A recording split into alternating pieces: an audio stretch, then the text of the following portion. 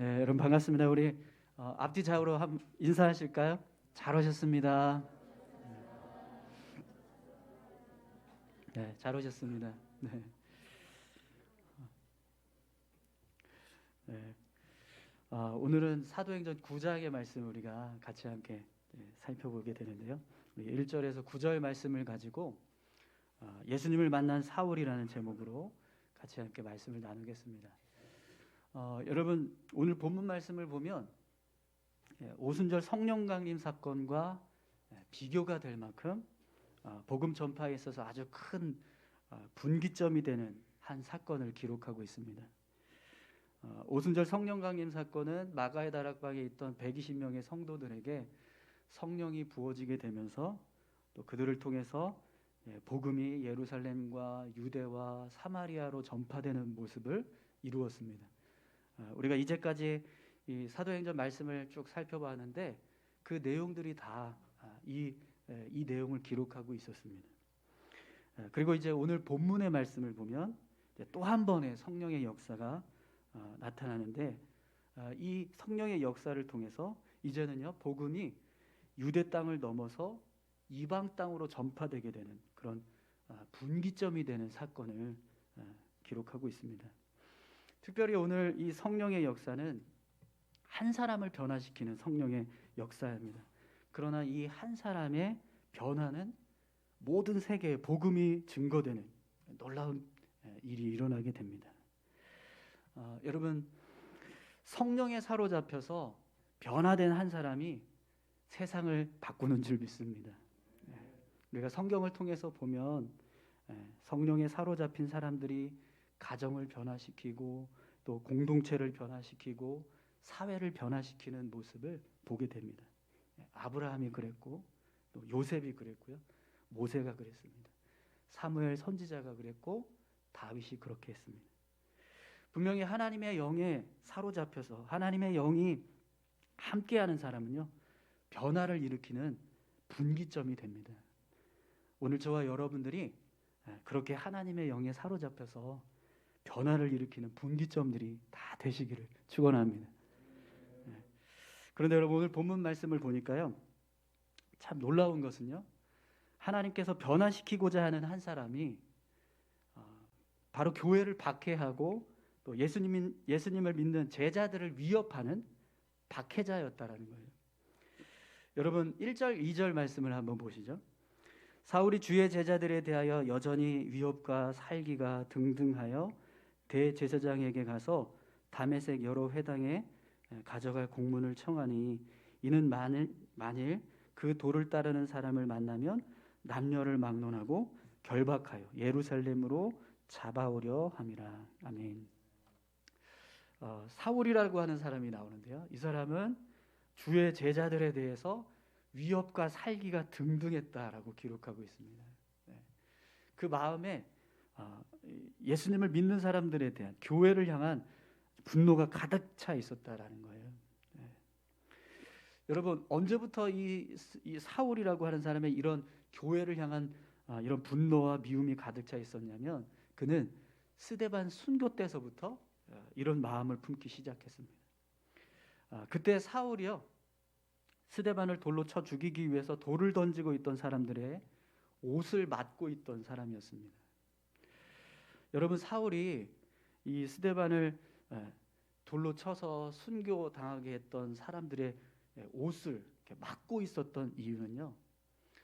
이 사울은 돌을 던지는 것에 대한 어떤 그런 거부감이 있어서 소극적으로 그렇게 그 일을 했던 것이 아니라 오히려 그 일을 주동하는 사람이었기 때문에 이렇게 그 당시에 수많은 사람들의 옷을 막고 있었습니다.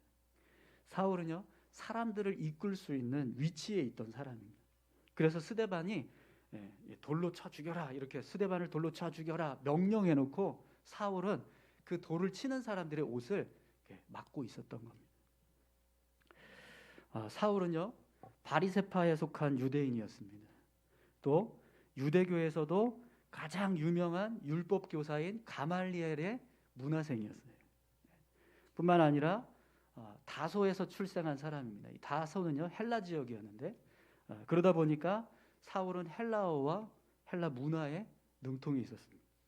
그리고 당시 가장 강력한 국가였던 로마 제국의 시민권자이기도 했습니다. 그래서 사울은요, 헬라 철학뿐만 아니라 로마의 법과 질서를 이해하는, 잘 이해하고 있던 사람입니다. 더욱이 여러분, 오늘 본문 말씀을 보아서도 알 수 있지만 사울은 단지 그냥 이런 지식이 풍부한 사람이 아니었어요. 그냥 지식만 가지고 있는 사람이 아니었습니다. 이 사람은 행동하는 사람이었습니다.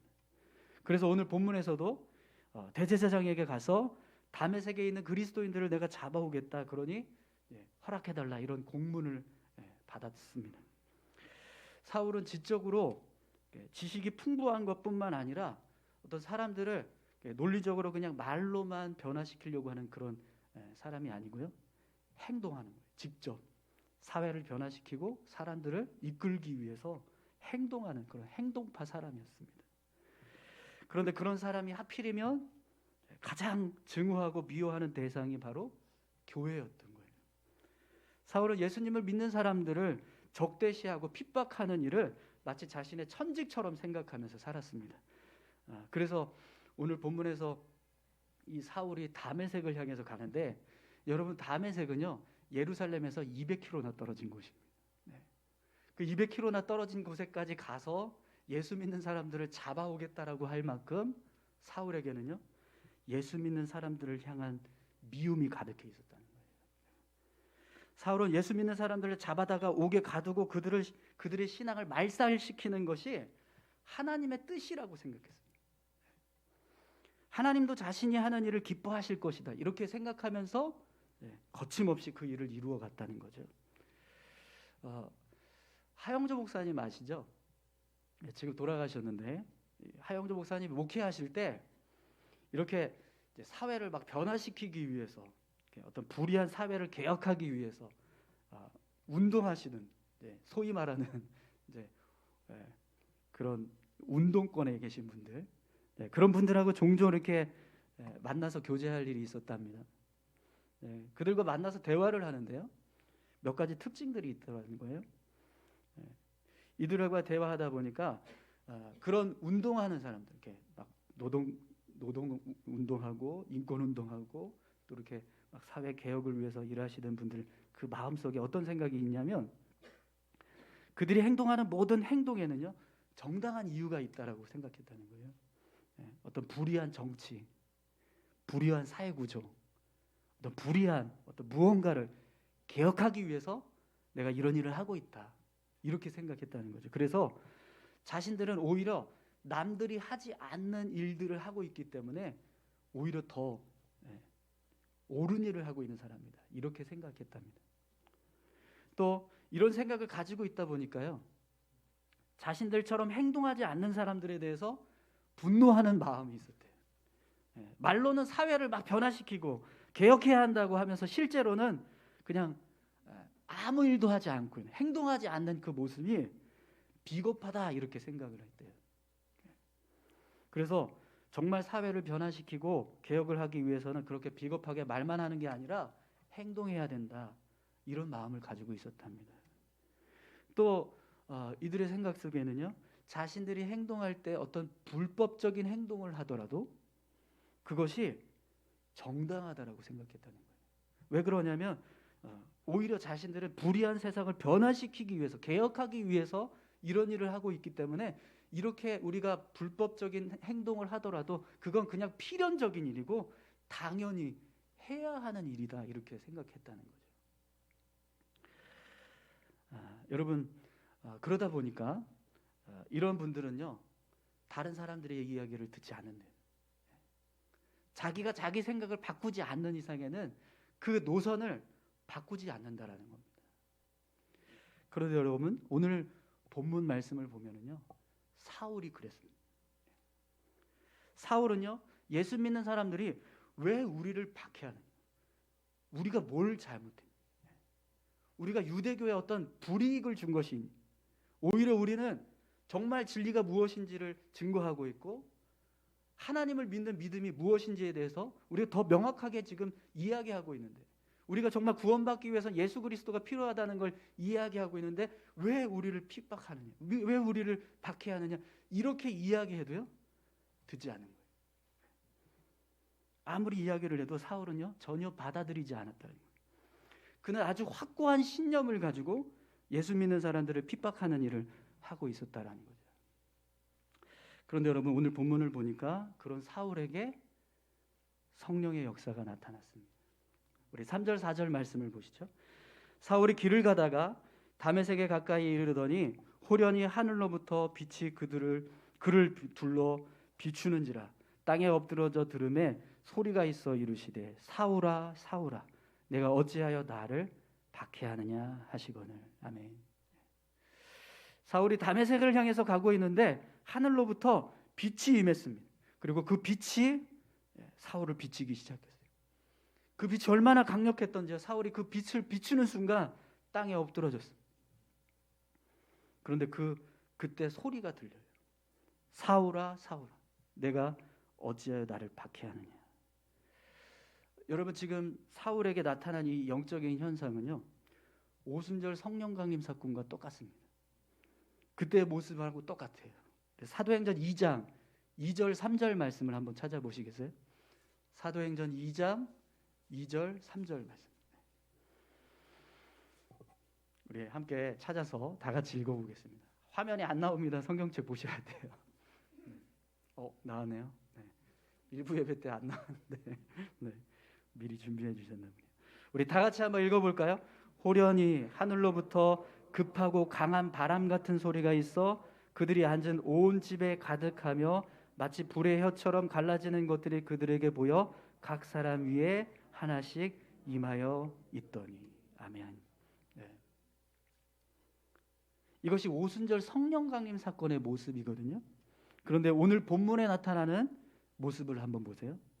사울이 길을 가다가 다메섹에 가까이 이르더니 호련히 하늘로부터 빛이 그를 둘러 비추는지라. 땅에 엎드러져 들음에 소리가 있어 이르시되. 오순절 성령 강림 사건에 나타났던 성령의 역사와 사울이 경험하고 있는 영적인 현상이 똑같습니다. 지금 사울이 경험하고 있는 이 영적인 체험은요 바로 오순절 성령 강림 사건이 일어났던 그 모습 그대로 성령이 나타나고 있다라는 거예요. 그럼 여러분, 왜 예수님께서 오늘 사울에게 오순절 성령 강림 사건과 동일한 성령의 역사를 나타내고 계실까요? 그 이유는요, 자기 신념에 사로잡혀서 예수 그리스도를 믿는 사람들을 핍박하고 있는 사울을 변화시키기 위해서. 예수님은요 사울이 어느 누구의 설득에도 그 마음을 돌이키지 않을 것이라는 사실을 잘 아셨어요. 그래서 성령의 강력한 역사를 통해서 사울의 마음을 변화시키기 위해서 오늘 이런 일을 행하고 계신다라는 거예요. 여러분, 오늘 저와 여러분들의 삶에도요 이런 성령의 역사가 나타나기를 소망합니다. 특별히 우리 안에 변화되지 못하고 있는 것들이 있다면 오늘 성령님께서 우리 안에 역사하셔서 그런 변화되지 못하고 있는 것들이 변화되는 역사가 일어나기를 소망합니다. 여러분, 성령이 임하시면 변화되지 못할 사람은 없습니다. 성령이 변화시키지 못할 생각은 없어요. 성령께서 임하셨을 때 우리가 가지고 있는 습관이나 행동이나 어떤 버릇들이 바뀌지 않을 수 없다라는 거예요. 성령께서 임하시면, 성령께서 개입하시면 그것들이 무엇이든지 변화되게 될 줄 믿습니다. 우리 안에 그런 변화가 필요한 어떤 생각들이 있으시거나 아니면 삶의 모습이 있으시거나 어떤 습관이나 버릇이 있다면, 행동 방식이 있다면 여러분, 성령님께서 개입하셔서 그것들을 변화시켜 달라고 기도하시기 바랍니다. 그래서 여러분, 오늘 본문 말씀을 보니까요 그렇게 강력한 성령의 역사가 사울에게 임하기 시작하니까 사울이 변화되기 시작합니다. 사울아 사울아 내가 어찌하여 나를 박해하느냐, 이 음성이 들려졌을 때 사울이 뭐라고 대답하는지 한번 보세요. 5절 말씀. 대답하되 주여 누구시니까 이르시되 나는 내가 박해하는 예수라. 여러분, 사울이 대답하고 있는 그 대답을 주목해야 합니다. 사울아 사울아 내가 어찌하여 나를 박해하느냐라고 예수님께서 말씀하셨을 때 사울은 뭐라고 대답합니까? 주여 누구시니까. 주여 누구시니까. 사울이요 예수님을 향해서 주여라는 대답을 합니다.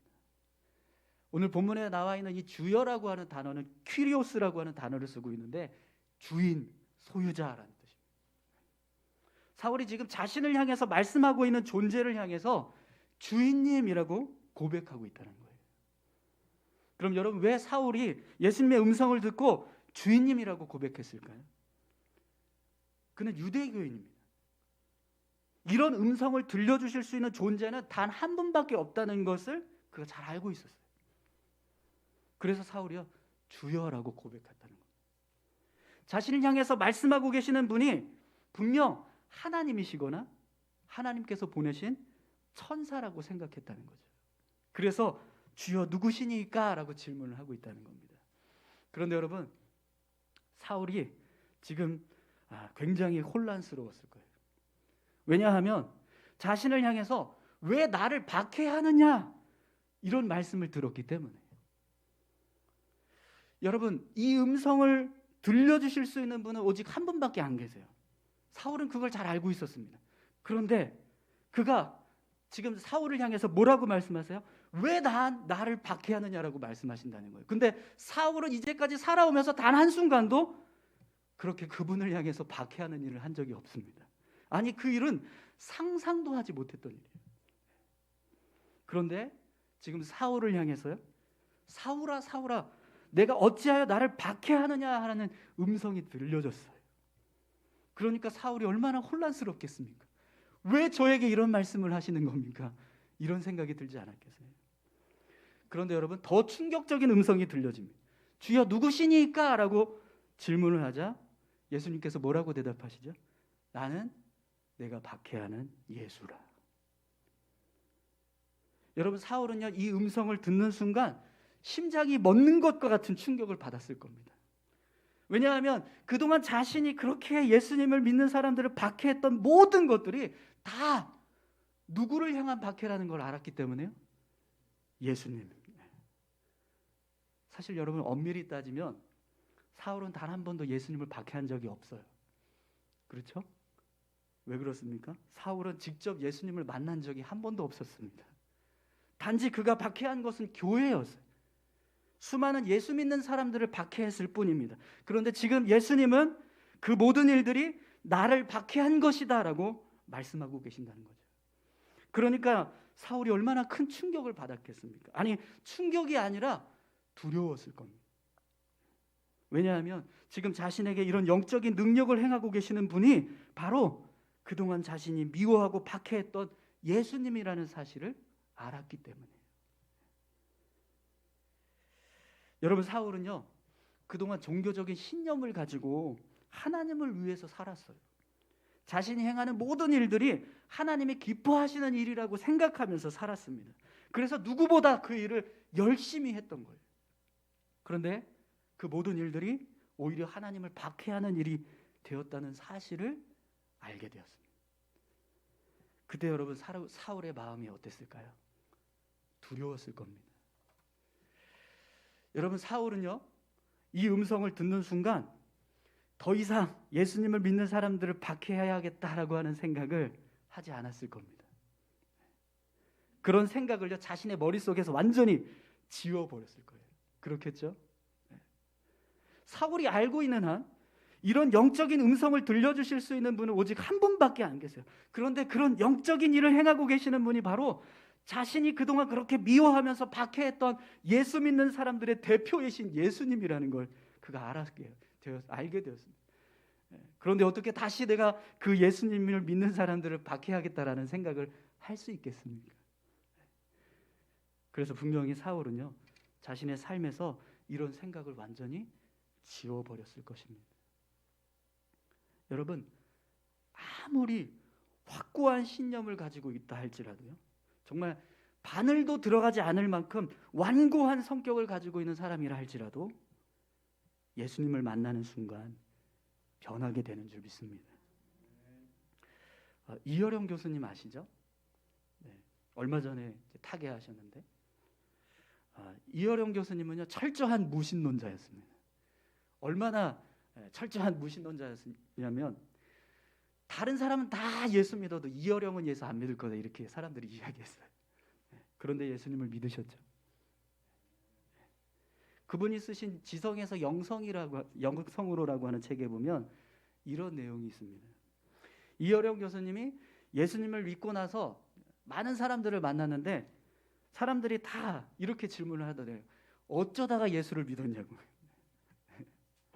그런데 이 질문 속에는요 각각의 생각들이 담겨져 있더랍니다. 반기독교적인 성향을 가지고 있는 사람들은 이 말을 하면서 경멸하듯이 그렇게 질문을 하더래요. 또 무신론자, 자신과 같이 무신론자였던 사람은 배신자인 것처럼 취급하면서 그렇게 질책하듯이 이런 이야기를 하더랍니다. 다른 종교를 믿던 사람들은요 안타까워, 아쉬워하면서 하필이면 왜 기독교야 이러면서 이야기를 하더라는 거예요. 또 어떤 분들은요 예수쟁이 됐다면서 이렇게 조롱하듯이 비웃으면서 이야기를 하더랍니다. 그런데 여러분, 이어령 교수님이요 정말 오랜 시간 동안 글을 써오셨잖아요. 근데 이분한테 어느 누구도요 글쟁이라는 표현을 쓴 적이 한 번도 없대요. 왜 그러냐면 이어령 교수님은 자신한테 쟁이라고 하는 말을 붙이는 순간 그걸 욕이라고 생각했다 합니다.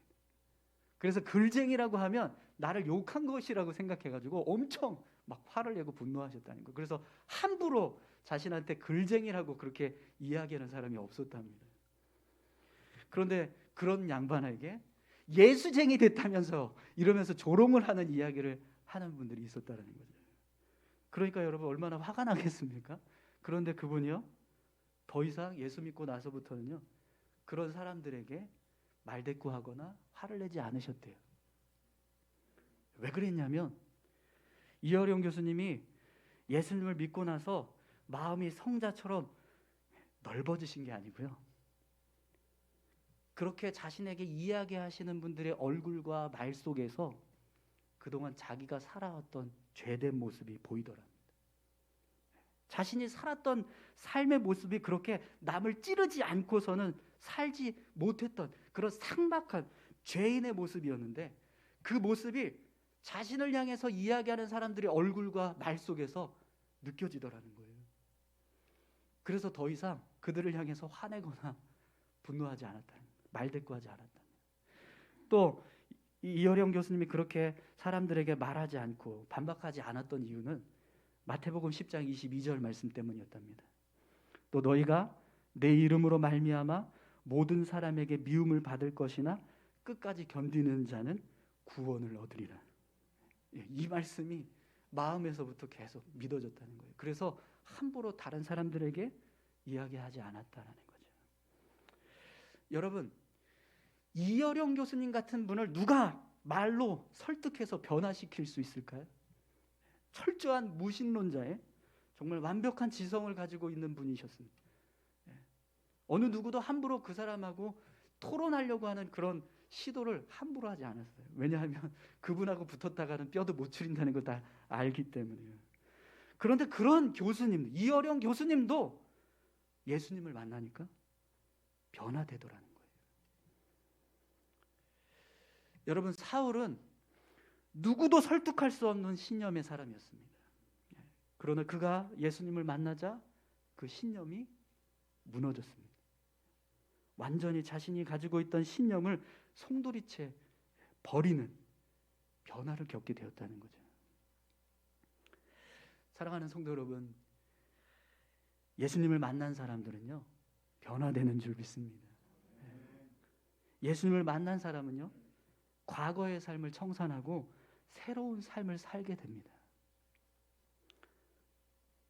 예수님 만나셨습니까? 그렇다면 여러분, 오늘 저와 여러분들의 삶에도요 변화가 일어나야 될 줄 믿습니다. 여러분, 우리는 더 이상 과거의 내가 아니에요.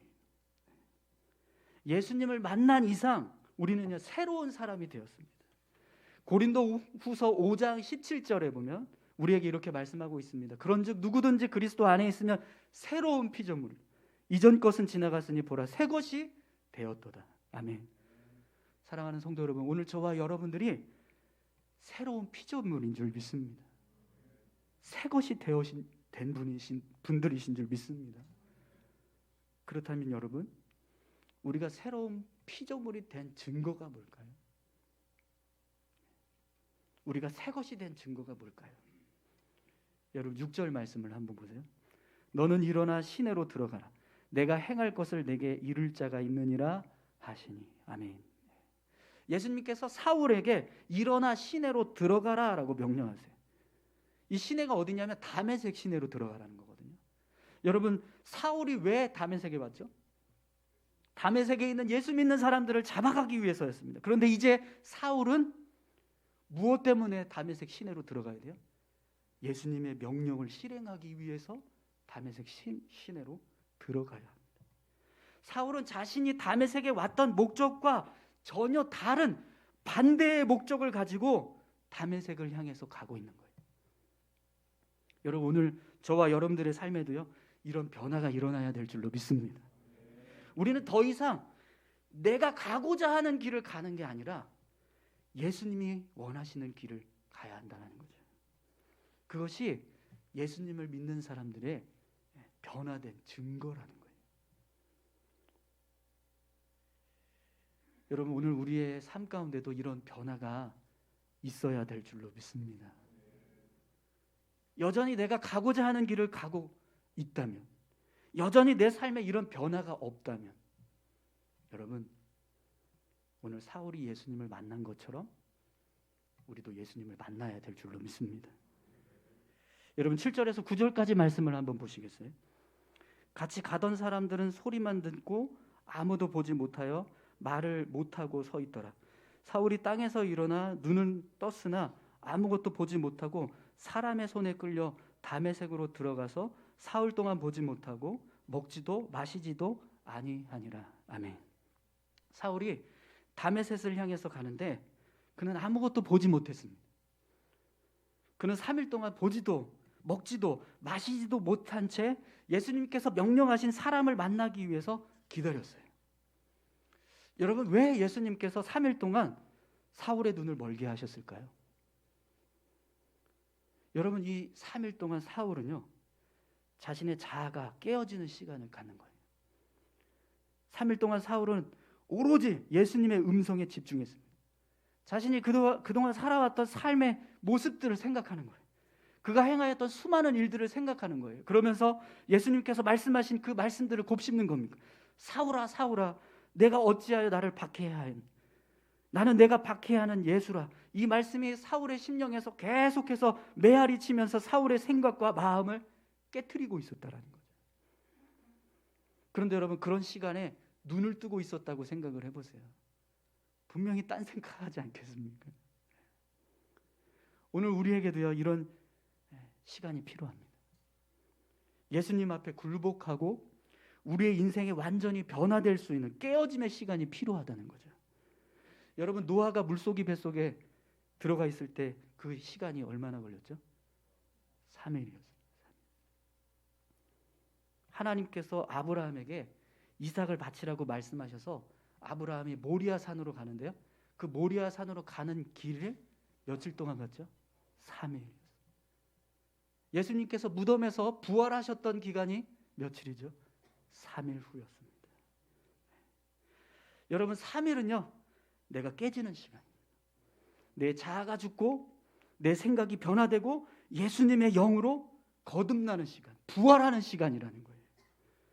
사랑하는 성도 여러분, 오늘 저와 여러분들에게도 이런 거듭나는 시간이 필요한 줄 믿습니다.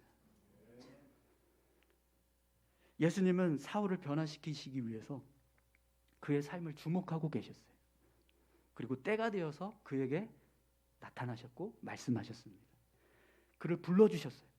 그를 변화시키기 위한 선한 일들을 행하셨습니다. 그것처럼 여러분, 예수님도 오늘 우리에게 그렇게 변화되기를 원하십니다. 그래서 오늘 우리를 이 자리에 불러주신 줄 믿습니다. 예수님은 우리가 깨어지기를 바라십니다. 우리의 교만한 자아가 깨어지고 우리의 불신앙적인 생각들이 깨어지고 예수님의 영으로 거듭나기를 바라신다는 거예요. 여러분, 말씀이 들려질 수 있도록 눈을 감으십시오. 주님의 말씀이 깨달아질 수 있도록 우리가 보고 있는 시선들을 분산시키지 마시고 말씀에 집중하시기 바랍니다. 그러면 오늘 저와 여러분들을 향해서 부르고 계시는 주님의 음성이 들려지게 될 줄 믿습니다. 아무개야, 아무개야. 그 주님의 음성을 듣는 저와 여러분들이 다 되셨으면 좋겠습니다. 예수님 우리를 변화시키기 원하십니다. 변화되기를 원하십니다. 그래서 부르고 계십니다. 우리 같이 기도하실까요?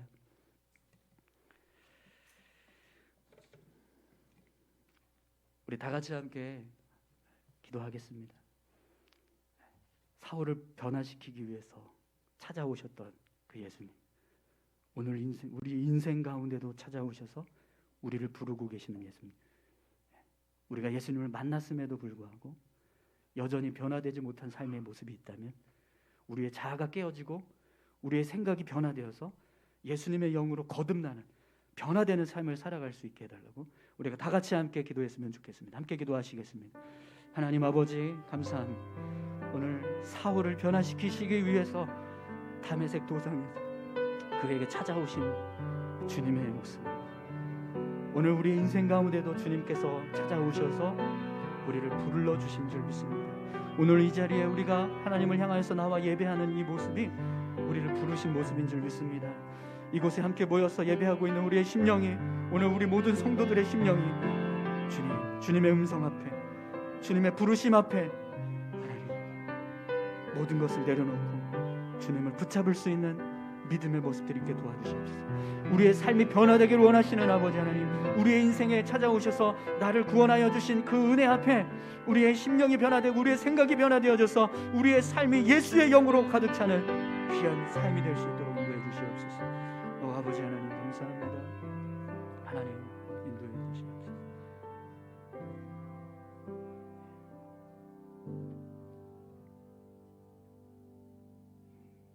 하나님 감사합니다. 오늘 사울에게 찾아오신 예수님, 우리에게도 찾아오신 줄 믿습니다. 우리를 불러주고 계시는 줄 믿습니다. 그 주님의 음성 앞에 화답하며 나아갈 수 있는 우리 모두가 되게 하여 주시옵소서. 감사드립니다. 예수님의 이름으로 기도합니다. 아멘.